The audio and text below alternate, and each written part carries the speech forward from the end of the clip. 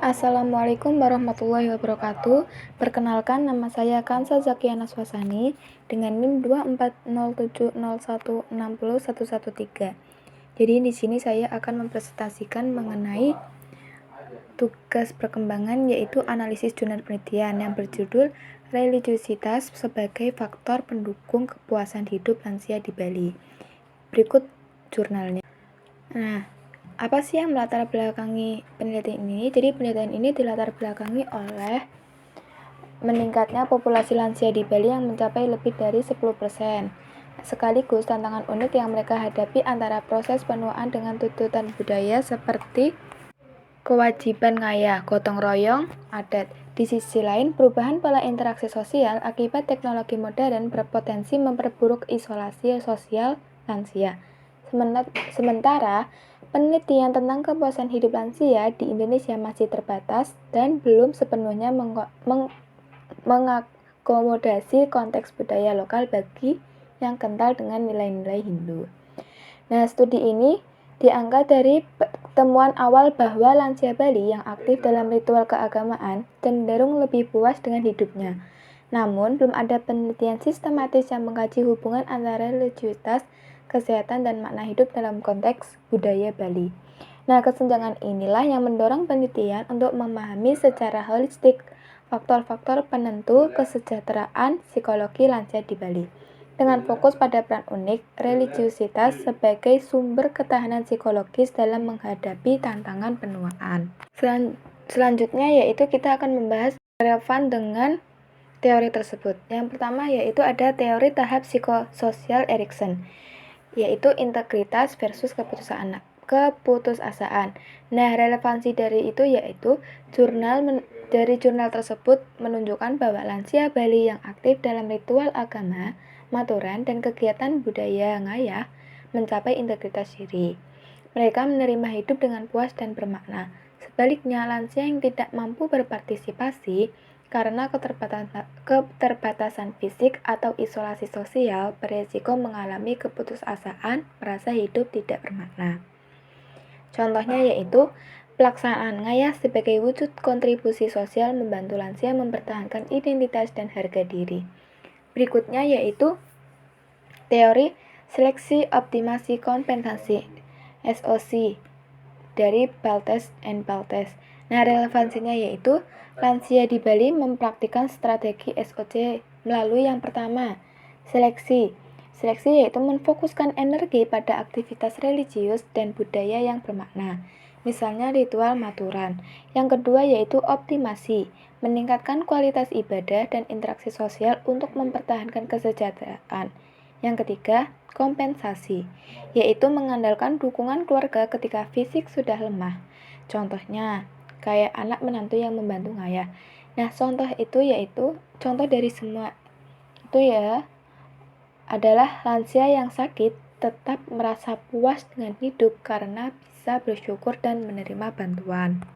Berikutnya ada teori sosio-emosional Cartinson. Nah, relevansinya yaitu teori ini menjelaskan mengapa lansia Bali lebih memprioritaskan yang pertama, relasi emosional dengan keluarga, tinggal bersama anak dan komunitas religius. Yang kedua yaitu aktivitas bermakna seperti ritual agama daripada hubungan sosial yang superficial. Nah, contohnya itu interaksi selama ngayah dan maturan memenuhi kebutuhan emosional dan spiritual. Berikutnya ada aspek religiusitas. Yang pertama yaitu ada peran sentral religiusitas. Nah, religiusitas khususnya dalam konteks Hindu Bali muncul sebagai faktor dominan yang memengaruhi kepuasan hidup lansia. Ritual keagamaan seperti maturan, persembahyangan tidak hanya sebagai praktik spiritual tetapi juga berfungsi sebagai yang pertama struktur kehidupan sehari-hari, memberikan ritme dan tujuan. Yang kedua, sumber identitas diri, memperkuat peran lansia sebagai pemimpin spiritual keluarga. Yang ketiga yaitu mekanisme coping, membantu mengatasi keterbatasan fisik dan psikologis akibat penuaan. Berikutnya ada dampak pada kesejahteraan psikologis. Nah, yang pertama ada peningkatan integritas diri menurut Erikson. Nah, lansia yang konsisten menjalankan ritual melaporkan penerimaan lebih besar terhadap kehidupan yang telah dijalani. Kedua yaitu pengurangan kesepian. Aktivitas keagamaan bersama menciptakan jejaring sosial yang mendukung. Yang ketiga ada resiliensi terhadap kematian.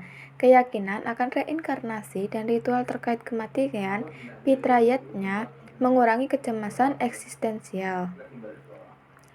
Yang ketiga, aspek religiusitas yang ketiga yaitu tantangan yang terkait. Yang pertama yaitu ada ketergantungan fisik. Lansia dengan penyakit kronis sering kali tidak dapat menjalankan ritual secara mandiri, menyebabkan penurunan harga diri. Yang kedua ada perubahan generasi. Generasi muda yang kurang terlibat dalam tradisi keagamaan berpotensi mengikis sistem pendukung ini. Yang ketiga ada kesenjangan ekonomi. Biaya ritual yang tinggi dapat membebani lansia dari keluarga miskin.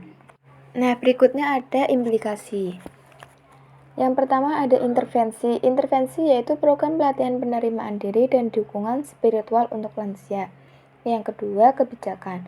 Pemerintah perlu memfasilitasi akses kesehatan dan kegiatan religius. Dan yang terakhir, penelitian lanjutan, eksplorasi makna ritual agama dalam konteks psikologis lansia Bali. Berikut keterkaitan ayat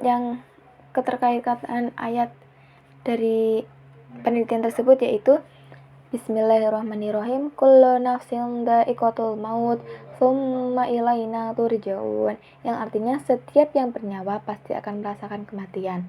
Kemudian hanya kepada kami kamu dikembalikan. Quran Surat Al-Ankabut ayat 57.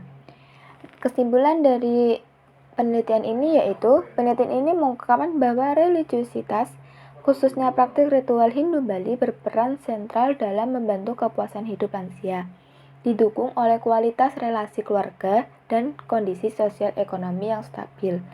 Nah, temuan ini memperkuat teori Erikson tentang tahap integritas dan keputusasaan, di mana lansia yang mampu memaknai hidup melalui aktivitas religius dan budaya seperti ngayah mencapai integritas diri. Nah, sementara teori seleksi optimasi kompensasi SOC menjelaskan strategi lansia dalam memprioritaskan ritual dan hubungan bermakna untuk mengatasi keterbatasan fisik. Studi ini menegaskan pentingnya pendekatan berbasis budaya dalam intervensi psikogeriatri di Indonesia, dengan religiusitas sebagai sumber ketahanan psikologis yang unik bagi lansia Bali. Sekian presentasi dari saya. Kurang lebihnya mohon maaf. Wassalamualaikum warahmatullahi wabarakatuh. Terima kasih.